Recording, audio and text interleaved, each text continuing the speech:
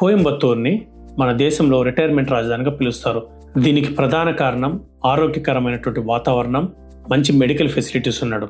అంతేగాక అందుబాటుదారులకి అంటే ఒక 40 లక్షల నుంచి 80 లక్షలకి మంచి రిటైర్మెంట్ వెళ్ళా కొనుక్కోవచ్చు.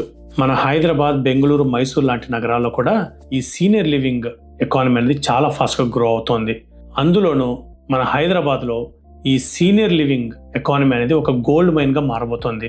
రాబోయే కాలంలో మన హైదరాబాద్ ఈ రంగంలో 26.7% వృద్ధి సాధిస్తుందని మన ఎక్స్పర్ట్స్ చెప్తున్నారు.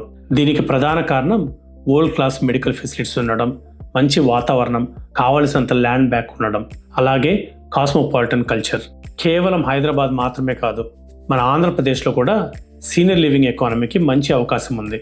మరీ ముఖ్యంగా వైజాగ్లో ఆహ్లాదకరమైన వాతావరణం ఉండడం, సముద్ర తీరానికి దగ్గరగా ఉండడం వల్ల ఈ సీనియర్ లివింగ్ టౌన్షిప్స్కి విపరీతమైనటువంటి డిమాండ్ రాబోతోంది.